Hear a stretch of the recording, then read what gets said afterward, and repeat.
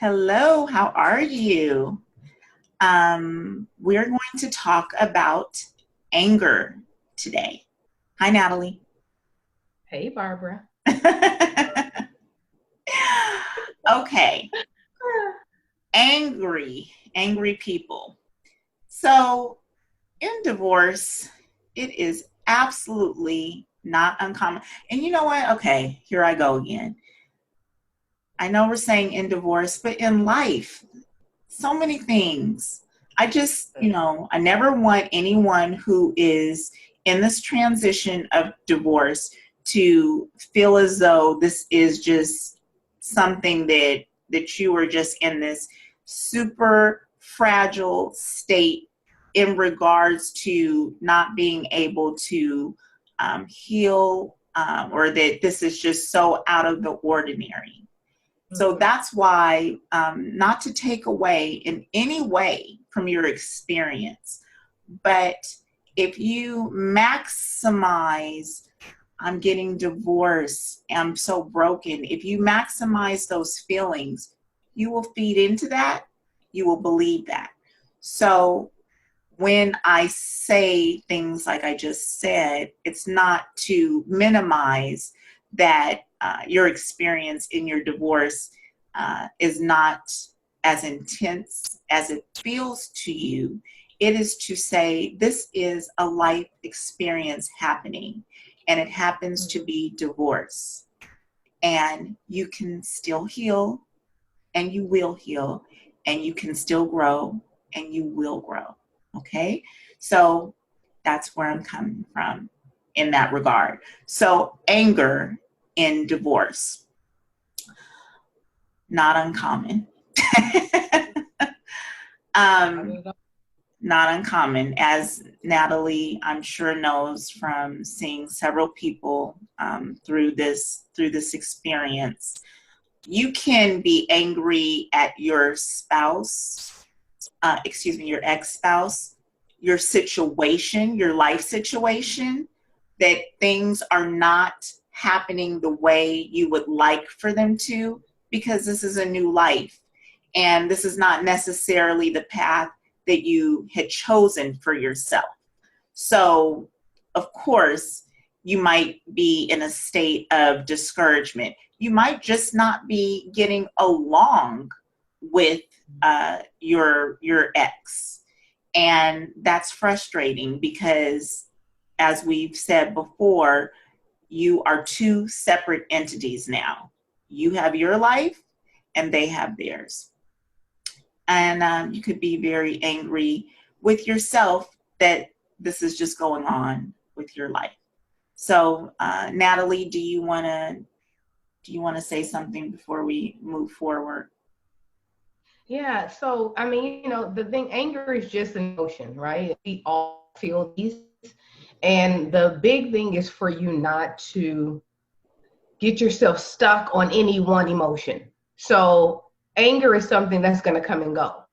Let the wave of it come and go instead of you saying, I am angry. Say, I feel angry about X, Y, and Z. I feel angry today, or I feel angry in this moment.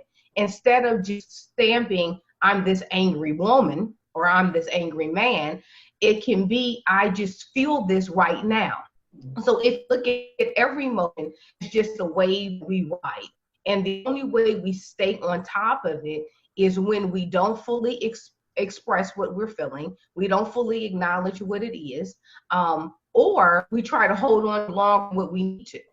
So, we can have angry stages, and everyone knows, if we're honest, to stay angry, you have to feeding yourself to make you angry. Otherwise, just naturally, you move on from it.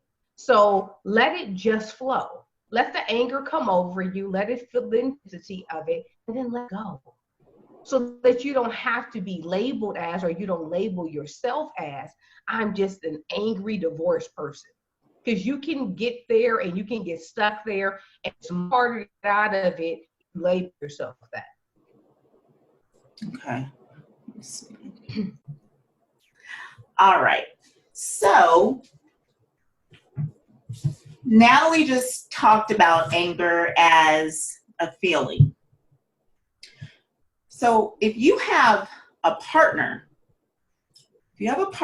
who is angry, what do you do? First of all, what does that look like? That could look like someone who has chosen to speak to you in a way that's disrespectful,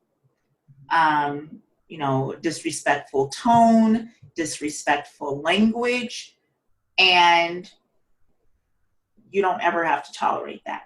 First of all, let me say that. You do not ever have to tolerate anyone speaking to you in a way that doesn't feel comfortable, that's not in alignment with the person that you are. Ever, ever, never. So another way that the other way that anger can take shape is your own anger. You can have anger and frustration with your partner and the situation for what's going on, where you don't even feel like talking and communicating because you're so upset. So do you want to touch on that more, Natalie, or should we go into ways to deal with it? So the thing with anger is that in all of this, especially since our focus really is healing and growing, we have to take responsibility for our own selves as well. And it's easy to point out when the ex is angry and they're exploding and all of that. And I agree with you, 100% with, you never have to tolerate someone being abusive and harsh and all of those things, but we also can't be that to someone either. So as much as we hold the other person and they need to respect me, treat me properly, we have to do that as well. Because otherwise slipping into this hypocritical state of saying, oh, they can't do me bad, but I can do them bad. That's right. And my justified because I'm so angry, but they're not justified because they're angry. We have to look at it, and this is hard to do when you're sometimes in the middle of it. We have to look at it sometimes from both perspectives, because as much as you're angry, they could be angry too. Now, of course, we know some of this depends on the situation. So everybody getting divorced for different reasons, right? And even if we label the same reason as the big thing, saying money, cheating, whatever, right? Abuse, there's always tentacles to everybody's relationship that does match somebody else's. So we have to be honest about what we lived through and what we actually gave to each other, so that we can really, really decipher what are we really angry about, and why am I angry, and why am I comfortable staying here? Because anger is a very comfortable emotion. It is one of the emotions that helps us feel powerful. It makes us feel like we're in control. So we kind of fall back to anger as our way of almost anchoring ourselves, instead of allowing ourselves to feel the stuff that's underneath the anger, right? So I have to look at that, and this comes in phases and time, and nothing is linear. Everything is up and down, all that good stuff. But when I get and going kind of slip into you're about to go into as far as solutions and that kind of thing, the one thing you want to ask yourself is, what's underneath this? Like, this triggered me to be angry. But really, what's underneath it? Because anger is like this iceberg, right? On the top, we have, the angry thing sitting here, but underneath, that's under the water, is the sadness and the despair and the rejection and the abandonment and the disgust and all the emotions that make us feel a bit more vulnerable. So we want to get away from those because we're like, I cannot be vulnerable right now. Be fighting sometimes. So I've got to stay with the anger so that I can feel powerful. And you've got to be able really to understand what's underneath it, so that if you are angry, you can say, yeah, this thing made me angry and I feel the rage and the intensity of it. But wait a second, let me sit back and let me see if there's something underneath that. that I get into those different emotions so that I really can walk myself through the process, not get stuck. Right. Because the biggest thing about what we're trying to do is so that you don't get stuck. Right. So that you're not looking back and saying, man, I was here for a long time. And, you know, we got people from different areas of people that are thinking about getting divorced, maybe that are just getting divorced, that the divorce just became final, to maybe people that have been divorced for 10, 15 years. And you realize, oh my God, I'm still in my head stuck in this angry divorce state. I got to move through this because it's benefiting me more. You know, and when you recognize when anger no longer benefits you, is when you're able to really go underneath the covers and start seeing what's underneath there.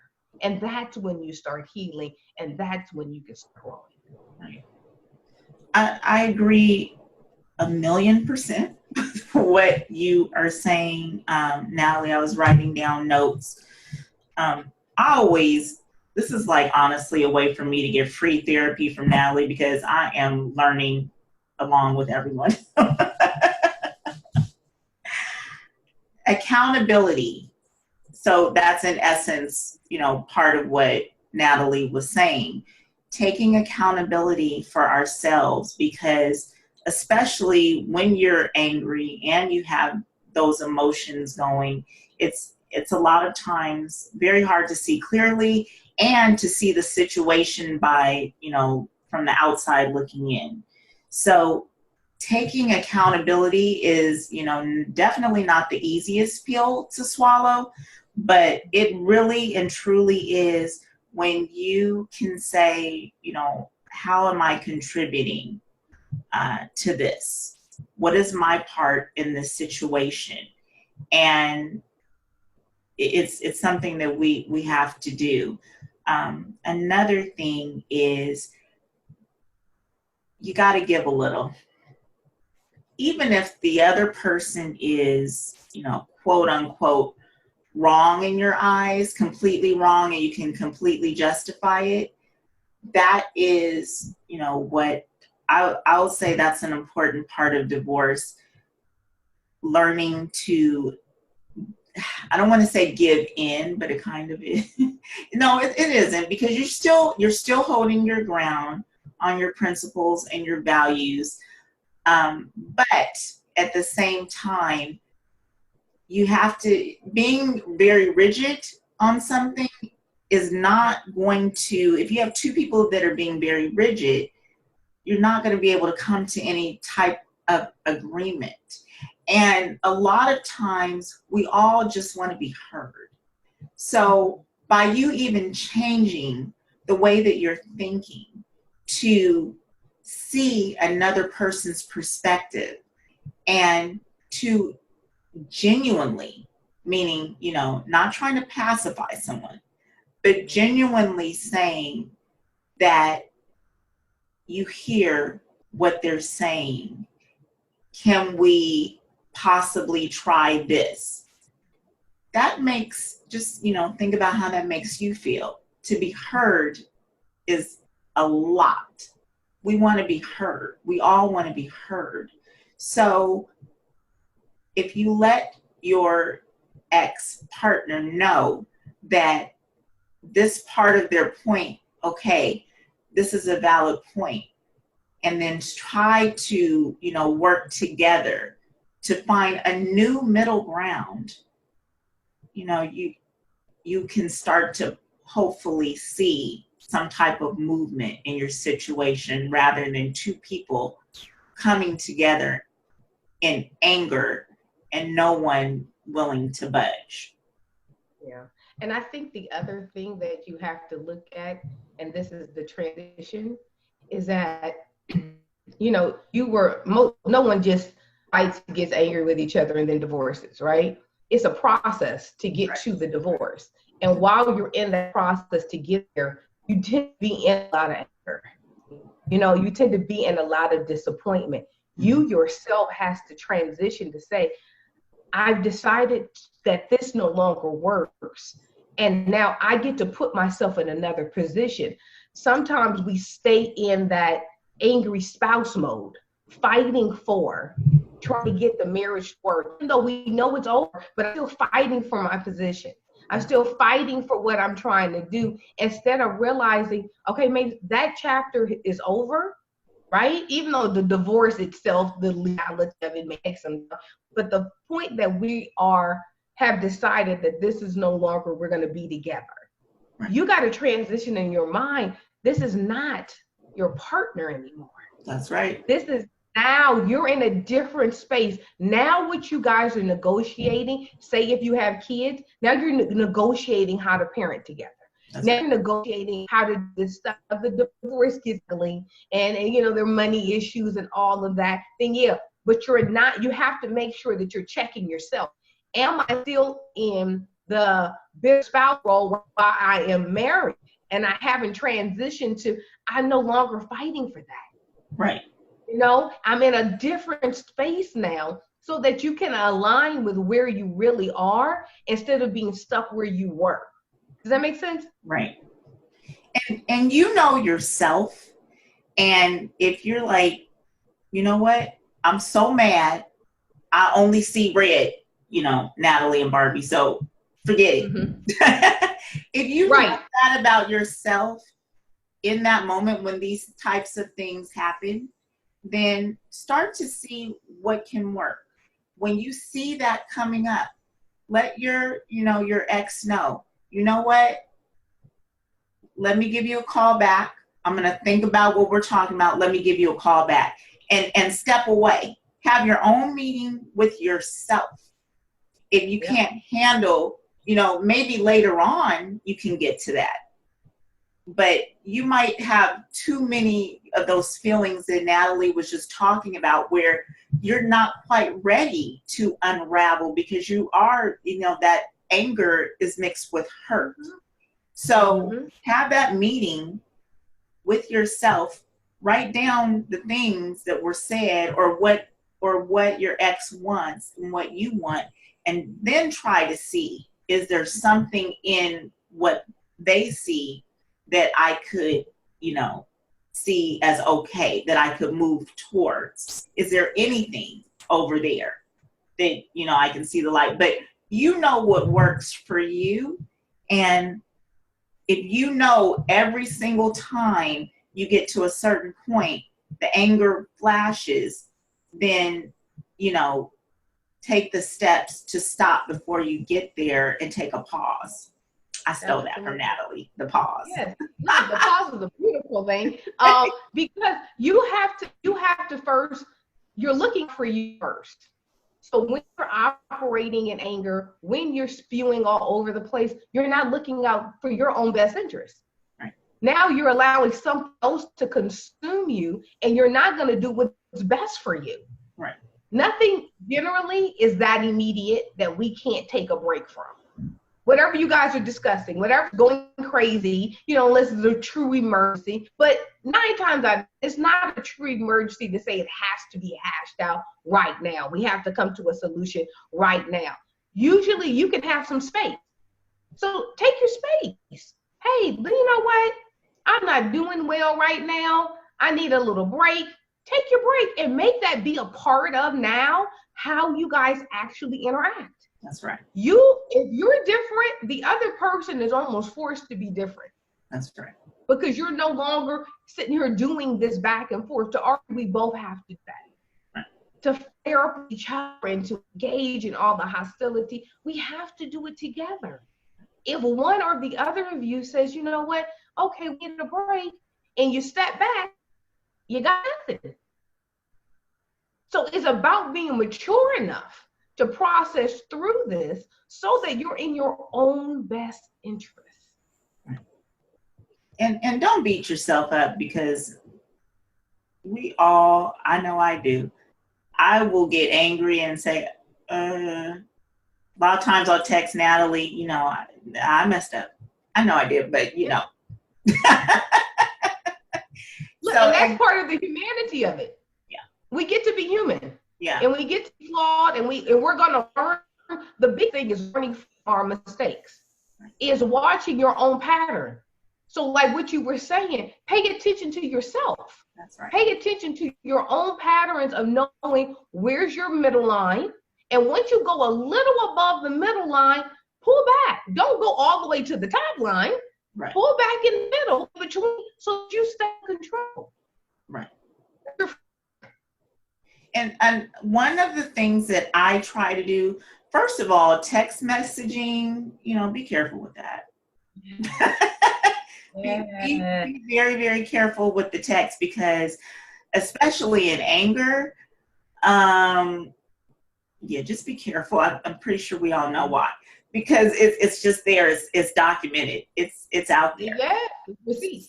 Yes. So I can't tell you how many times in anger I have typed and then reread that and took a breath and pushed delete on the entire thing.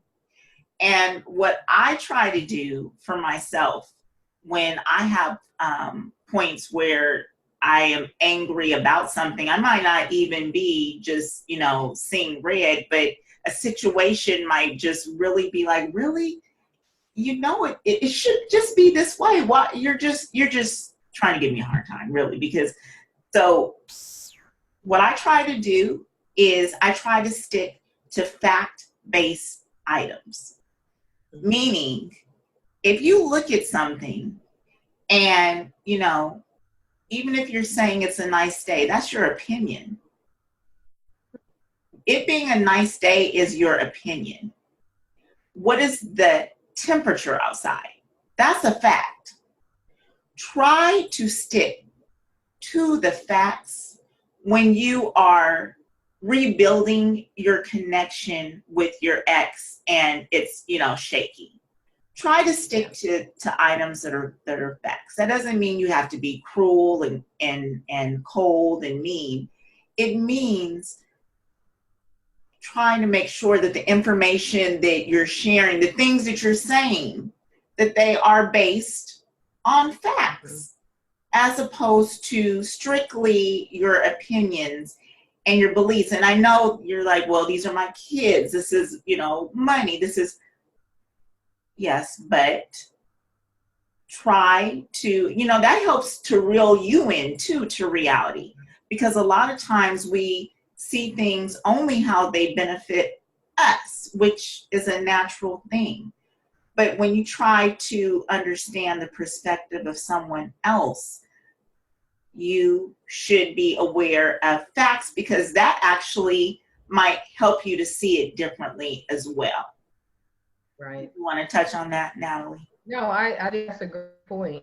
You have to know what you actually are even fighting about, because sometimes we realize just a difference of opinion gets to be different.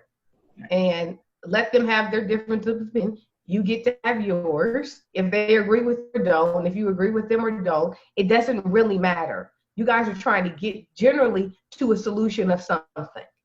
Figure out how to do that and leave all the belief systems over on the corner. Because right now we're not trying to negotiate like this relationship of what we had. We're now in a different space. So let it be different. Don't try to recreate, and it's often done unconsciously, especially if you've been with somebody for an amount of time. They're a part of your system thinking. They're a part of how you got through the world. They were a part of all that. So it's hard to actually train yourself to just have self when you've been with somebody for any length of time. Excuse me. So it's that too. It's like, oh my God, they don't have to affirm me anymore. Right. They don't have to validate me anymore. That's not their role anymore. So it's like you creating new roles for each other, because what you often are fighting for is you're trying to keep elements of the role you have alignment, and it's not there anymore. That's right. So they don't have to give you that. That's right. And that, that's a part of another part of that you have to kind of grieve and deal with. That creates some anger. Because it's like, and then you find yourself slipping back into that. And again, like I said, it's quite unconscious that we do it, but you have to be conscious of it all. Right. Because you're in the process now of recreating your life. You cannot do that without consciousness. You have to be very, very attuned. And this is you asking yourself a lot of questions. I thought that was great when you said, have a meeting with yourself. Yeah. Let's sit down and discuss this with me, see really what's going on. In safe space, I can be honest with myself and I can just come to grips with everything, and then I can reassess. Then I can re-engage whatever I need to go to. And I do think, all right, I'm going to say this. I was trying to decide, should I say this, but I said if we're on this platform, I'm always going to be honest and transparent. Okay. So, although this doesn't have anything to do with me, but I do think that there can also be times where, you know, this is all based on ourselves and what's happening with ourselves. So if you are having a hard time in your divorce, let's say about money, or if you're having a hard time in your divorce because of that, you feel like your spouse did you wrong, and how could that happen? You were a good spouse to them. So the love part of it, component. And something changes for them or for you. So if the money was a hot topic and someone gets a new job or a new source of money, where you had that constant anger and that thing, one person could totally not bother them anymore. Okay, whatever works for you, and that might even make you more angry because it's still your hot spot. If it's a situation where, you know, it's the love component and you feel like your spouse did you wrong or something, and someone gets a girlfriend or a boyfriend, and now that is not a hot spot for the other person or for you, then that might irritate you, depending on where it falls, or it might irritate them now because they know that part is fulfilled in you. So those are sometimes the things that can affect the anger for a person. Yeah. Yeah. Natalie, you want to speak on this is why it's always evolving. Yeah. It's never going to be stagnant. And that's why I started off with riding the wave, is because it is going to ebb and flow. That's right. And as different things come up, you're going to have to deal with each new thing that comes up. If something sparks in you, you've got to go and investigate it. You go sit down and see where is it at and why am I feeling this way? And where do I need to put it? You know? So it's like those little things that you have to keep abreast of so that you're constantly moving. You know, so much of this is staying in the flow, that we don't just get to the place where we're just standing still and there's no movement either way. Because that's kind of dangerous too. Yeah. To get stuck is a bad thing because life keeps moving. That's right. And if you're stuck in this one spot and the unfairness of it, and that was wrong, and how do I come out of this? You can stay there for 20 years if you want. That's right. It's a choice to move.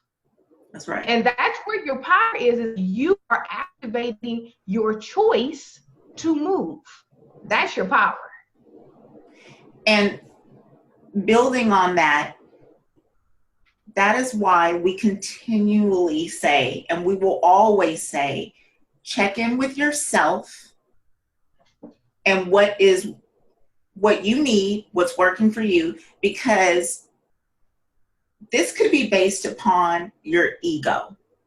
You could be so wrapped up, as Natalie just said, years and years. You could be so wrapped up in being done wrong, and it could all be accurate. But then if I turn around and say, well, do you want them back? You could think about it and say, absolutely not. Then what are you wasting your life on? Because someone did you wrong? That's going to happen. Get on with your life. You don't even care. What you built all this time up is your ego. Someone did you wrong. Okay. Yes, they did. And now do yourself right, because you're the only person really doing yourself wrong by committing to something that you don't even really want if you ask yourself. Yeah. We really need to stay tuned in with us, with Absolutely. ourselves in regards to that type of thing. Because if you don't, you will lose yourself in situations that you don't even want. You don't even want it. So true. Always checking the ego and the pride. Because those two things are the way we sabotage our own lives. That's right. And we put blame on everyone else, but when it comes down to it, it really is us. That's right.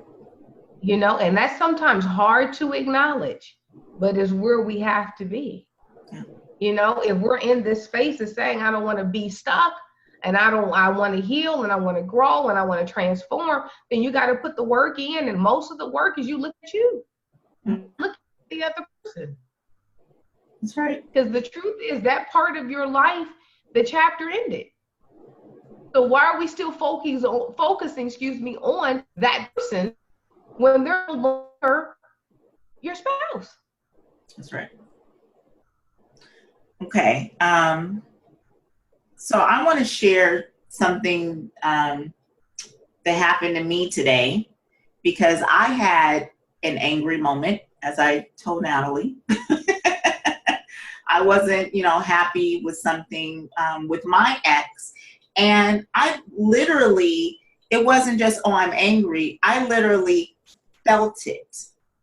And I think that can sometimes be one of the hardest things when you're a teacher in something and then you face your own challenges. God is saying, oh yeah, well, you're not going to teach it until you experience it. Well, I experienced it today. So when I did, it didn't feel good. I was angry. Today I was angry at my ex. We were trying to work something out and we were not in agreement with it. So I literally could feel it. And what I did is I took my dog for a walk, and we discussed this, Natalie and I discussed this in our video series. I was listening to podcasts at the same time, positive messaging, while I was doing that. And, I did talk to Natalie about it, but really, I will say that you do start, when you continue to feed into yourself and do the work, it's really no different from when you go to the gym and you start to develop a muscle. And then you pick the same exact weight up over months and months and months until you say, this is nothing. I need to go heavier because I got this. And that's really what happens when you continue to do this type of thinking. And so it doesn't mean you don't feel. It doesn't mean things don't affect you. But when you know to not just lay out and let it be bigger than you, and that doesn't mean that, you don't feel hurt, you don't cry. I cry, I pray, I say, Lord, this has got to be you, because it can't be me, because I don't know what else to do, all the time.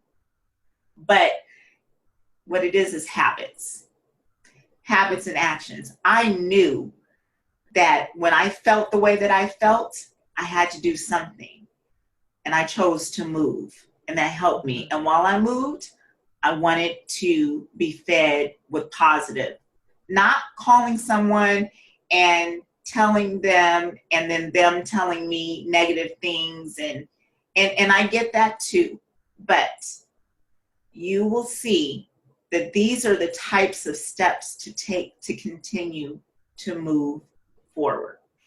Right. Natalie, right. And the thing is our feelings are in your head, right? So I feel the anger in my head. I'm thinking about all the stuff. The emotions sit in our body. So that's why you can feel the stomach tense or your shoulder get tight. You have to incorporate mind and body in order to heal, in order to move from where you are. So movement is really, really important when you're overwhelmed with an emotion, right? And you being able to actually pinpoint where you feel it. we all tend to feel our emotions in different areas, right? So it's important for you to know when you start feeling it in a certain area. And you can, I mean, if you don't have the space to get up and take a walk, right? You can do it in your chair. If you're in your office or whatever, you concentrate on where you feel that intensity. Say it's your stomach. And you tighten your stomach really, really tight so that you're in control of that emotion. And then you purposely release it. And you're doing that with breath, right? So you're breathing in deep and you're releasing it and you're allowing your mind and body to do the work together. Okay. That way you're moving still because you're honoring what you're feeling and you're honoring the body too. And then you're able to process it out. And then you do have to be very, very purposeful in what you're ingesting, depending on what state you're in.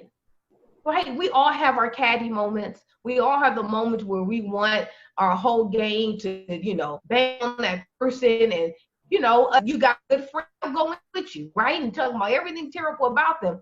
But there's also times when you have to remove yourself from that and get into the positive stuff. And the positive stuff is not saying, oh, this is wonderful. It's not saying, oh, that person is wonderful and the situation is wonderful. It's saying, but I don't have to be consumed with it. Right. That I have a choice in what I'm ingesting. I have a choice in what I swim in. And at any time I can get out of this pool of negativity and I can jump someplace else. So it's you practicing. I don't ever have to get anywhere. No matter if it's hurt or pain or despair or complete rage, I get to feel it and I get to move through it. And when you commit to that, you'll start seeing your life transition in a whole different way, right? Mm-hmm. Yeah. And then, you know what? So Natalie and I are both in agreement always about, you know, starting where you're at and taking steps. Nobody is overnight. You know, my transitions for myself have taken years for me to get where I'm at, and it's still I'm still a work in progress. So if you find yourself like with some type of pattern, like you were thinking that speaking to several different people over the course of the day about this thing that happened was your therapeutic thing, but then you find out when you wake up the next day, you're still feeling so bad and woe is me, so sorry for yourself about this situation. And even more, you know, people gave you more reasons to be upset because they gave you more reasons why you were right. Right. So if that is your process that you, and now you're saying, well, maybe that's not the best way. Maybe, you know, maybe I'm taking this into consideration. So say you talk to 5 people.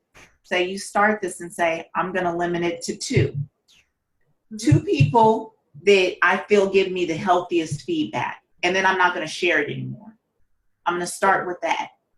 I'll share the story with these 2 people because that just feels natural and I just can't keep it to myself right now. Start with that. And, you know, dial back, go back. But we have to start somewhere. So if you recognize, I am doing it this way, I thought it was the right way, but I'm seeing my end results is not making me better. And I can say that I want to be better. Okay, so let me be open to a different way of being better because this way is not working. Mm-hmm. So what can I do? Yeah. And then it's also being honest with the opposite side. I want to just be angry. Yeah. I want to sit I want to stew. I mean, you know, like sometimes where we are too. So it's like, it's about being honest about where you are. So if you really are in the space where I know I really want to just be off.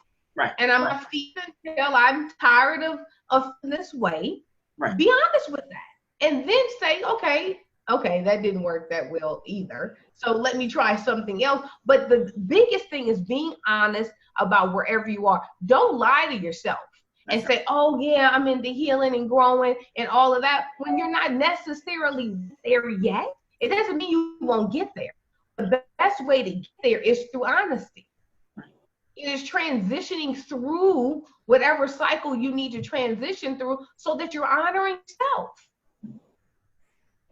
That I'm glad you said that, because that is very, very true. So many times, I mean, that might look like to you saying, I don't feel like working on this right now. You know, we're all built differently, but you might want to just be to yourself. That just might not be, you know, like we said, talking to a ton of people. You know, you might be you going to dinner with your magazine or whatever, and just taking the time and no, you're not working on those steps today because you want to feel it. Or it might be journaling, writing it out. The other day I had a problem with someone, or no, I didn't have a problem. I was hurt about something. I wrote a letter to them, and it was very honest. I folded it up, and then hours later, I read it.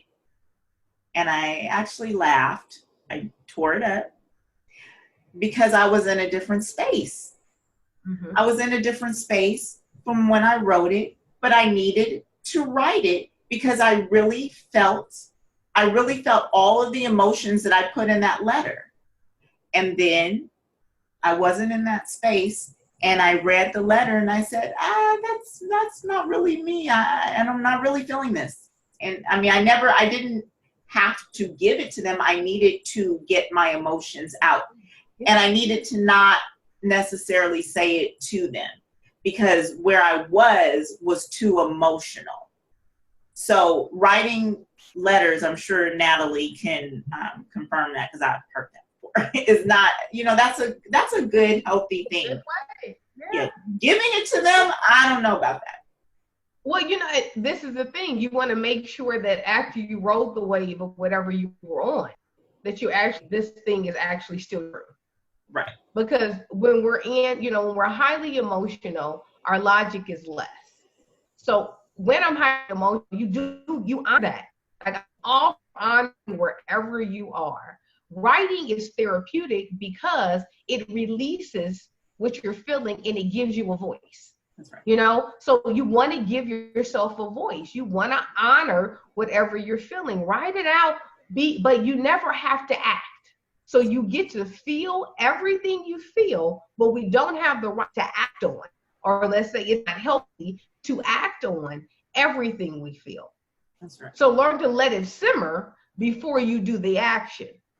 Then you reassess, is this what I really want them to know? Or was that just, I needed to confirm it with myself, and now I can be peace with it. And actually that wave has died. So now I'm in some place. Right. Yes. Okay. I think we covered everything, Natalie. Yeah, and I want to leave a couple of little steps for you to think about when you do feel angry, right? The first one really is remembering that anger is that iceberg. And we want to sit down when we're in a safe space to look what's underneath it. What else am I feeling besides just the anger? Okay. Just what I said before, feelings are in your mind, emotions are in your body. So you are acknowledging both of them and giving them both a space to be. When you're looking at the anger, I want you to look at how does this situation, this thing apply to me? Why am I angry about it? And what is it going to do to me? And then you could do the same thing for your ex. How does this apply to them? How is this going to affect them, right? Because what you want to do is you want to get some logic with your emotion so that you're actually being able to see a fuller picture, not just the one little picture that your emotion is showing you, okay? The next thing is when you're looking at, solutions or tips, whatever, it's who are you angry at, right? Why are you angry with them? Okay? And then again, what's underneath that? So that you can assess and you can process through it, and you can do this with any emotion because it works for all of them. Mm-hmm. You're just trying to really have clarity and everything that you're feeling and what you're processing so that you are actually at the helm. And again, you're looking at what's in my best interest. Is it really in my best interest to explode right now? Is it really going to be in my best interest to flip the chair, right? And Right. cuss them out and, do all, is it really in my best interest in the long term? Because you don't want to do things that work right now that are then going to screw you in the end. So be wise. Okay, can I add one to that? You sure can. Okay, thank you.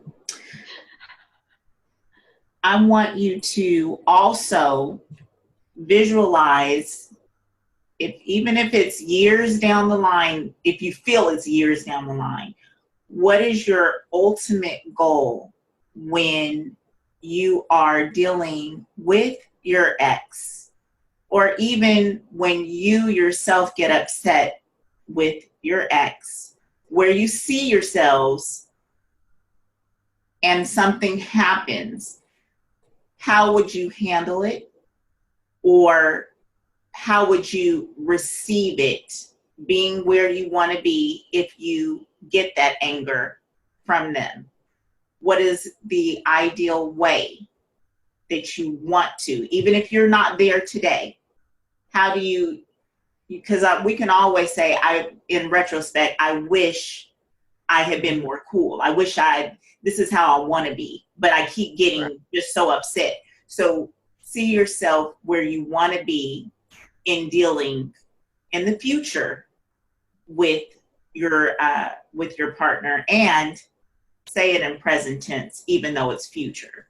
When my ex gets upset with me, I tell him, you know what, let's talk a little later, and even if that is not happening right now, where do you see it going in your mind, where you want it to go? Yeah. Okay. And the mighty pause. Yeah. Always take a pause. It's a beautiful thing. It is a beautiful thing. It's a beautiful thing. We don't always take it. We don't always do it, but we should. It never hurts. It doesn't. It's a beautiful thing. It is. Yeah. It's the habit we all want to learn. We will learn. Yeah. We will learn some form of the pause. Yeah. I'm claiming that for everyone. Absolutely, myself included. Okay, so I think that's it. Give us any feedback that you have. I'm going to, give us any feedback you have on your results with this, so Natalie and I know how it's working for you. If you have any more questions in regards to, your situation with you in anger, or the anger that you feel that you keep facing with your partner, let us know so we can address it. Right, Natalie? That's it.